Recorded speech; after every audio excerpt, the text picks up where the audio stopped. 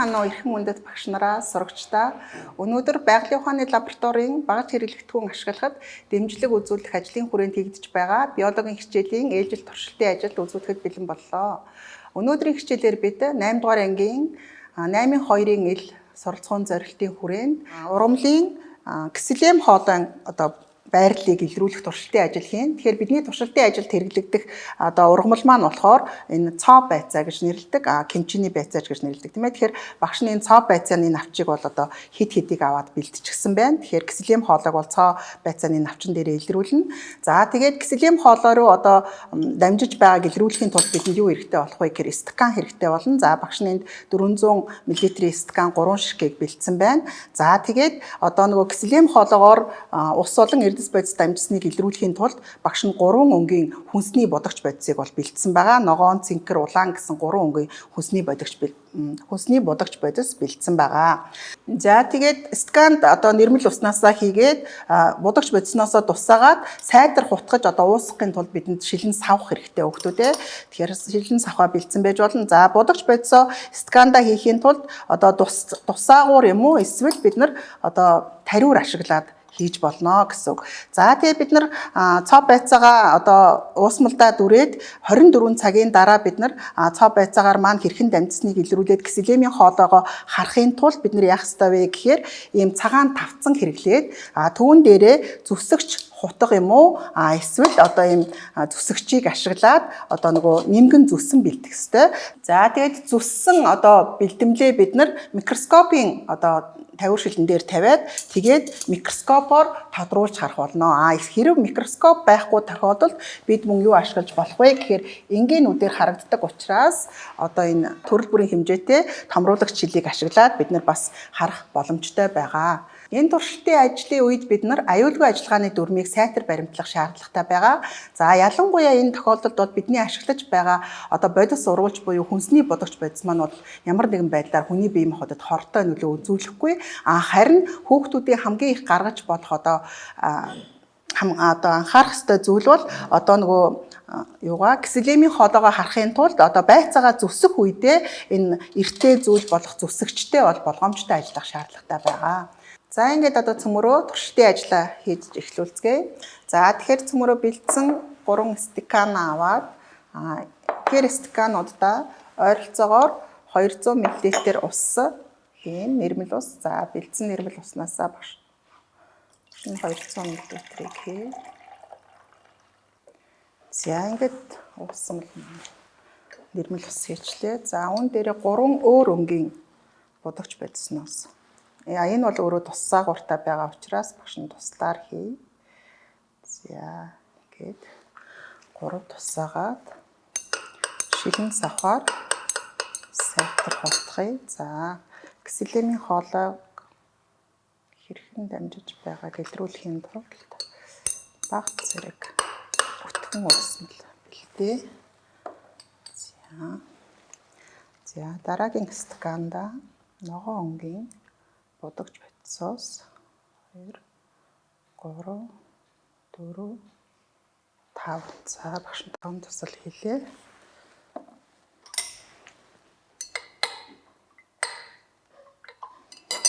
За цэнхэр өнгийн бодогч бодисноос адил 2 3 4 5 туслыг хий. За ингээд уусмал маань бол бэлэн болно. За сайтар хутгаж уусгах шаардлагатай. За дараагийн үйл ажиллагаа цагаан хавтан аваад сонгож авсан цоо байцааны уг хэсгийг бага зэрэг тэгш зүсмээр хэрчээд багш нь ингээ уусмалтай дүрий.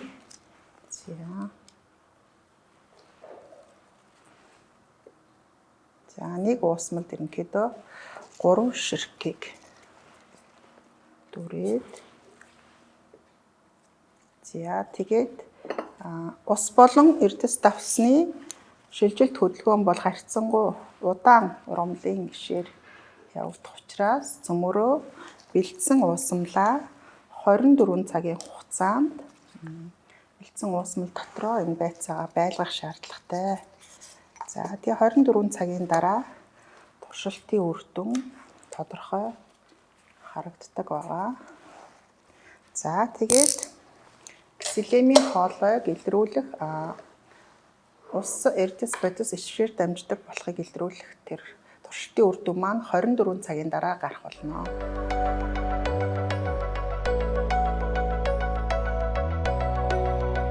24 цагийн дараах туршилтын үр дүнг та бүхэнд харуулж байна.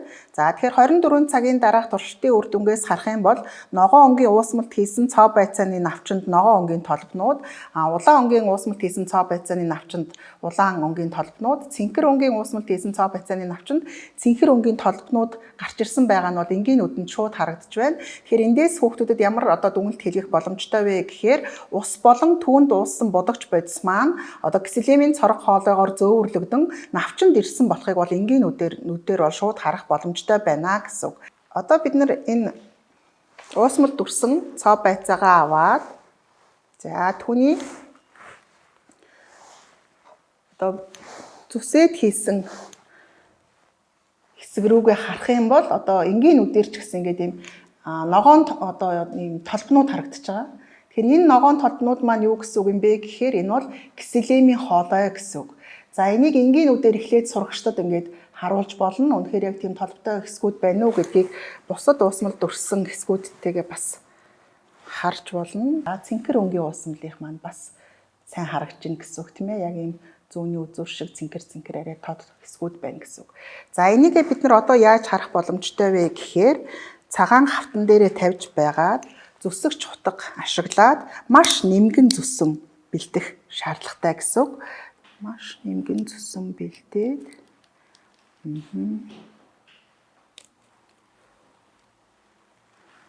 микроскопоор харах юм бол биднэрт ксилемийн хоолой илүү тодорхой харагдах болно.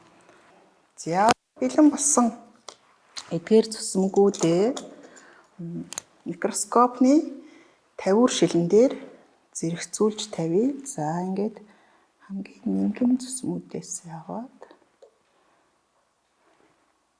бэлдээ. За өөр өнгийн уусмал дамжуулсан учраас энэ дээр бол нэрмэл ус тусааж харах шаардлагагүй. За аль болох нэмгэн зүсмээс ингээд бэлдээд за үүнийгээ цөмөрөө микроскопн дээр тавиад харах юм бол арай илүү тодорхой харагдана.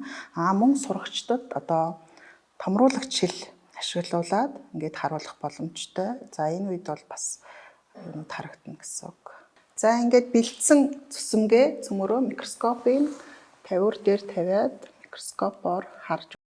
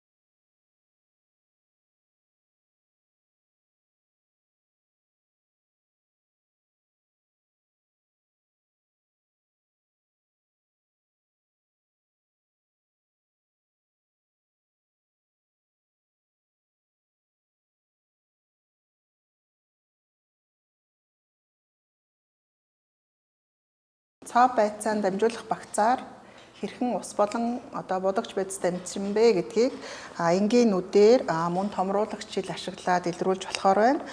Мөн микроскопын бэлтгэл бэлдээд түүн дээрээсээ дамжуулах багц нь хэрхэн харагдаж байгаа вэ гэдгийг тодорхойлж харж чадлаа энэ туршилтын ажлаар. За мөн энэ туршилтын ажилд өөр юуг хэрэглэж болох вэ гэхээр энэ багш нь бас 24 цагийн өмнө цагаан өнгийн цэцэг энэ улаан өнгийн будагч бодистой уусмалт хийж тавьсан байгаа. Тэгэхээр энэ цагаан өнгийн цэцгэнд маань ерөнхийдөө ингээд 24 цагийн хугацаанд яг энэ цоо байцаатай адилхан тод талбнууд биш боловч ерөнхийдөө цагаан өнгийн цэцэгний маань нийт дэлбэний одоо өнгө. За ингээд бас харах юм бол дэлбэн дээр ингээд улаан өнгийн судлууд гарч ирсэн байгааг бас харж болохоор байна. Тэгэхээр энэ маань юуг илэрхийлж байгаа юм бэ гэхээр мөн ишээр дамжсан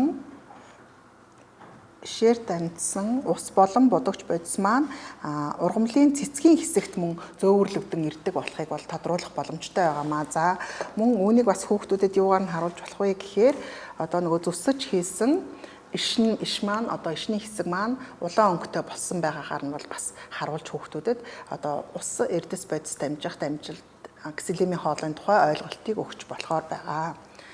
Өнөөдрийн хийгдсэн туршилт ажлыг 8, 11-р ангийн ургамлын зөөвөрлөлт гэсэн хичээлүүд дээр хийгээд одоо сурагчдад ургамлын ксилемийн хоолойн тухай ойлголтыг өгөх боломжтой.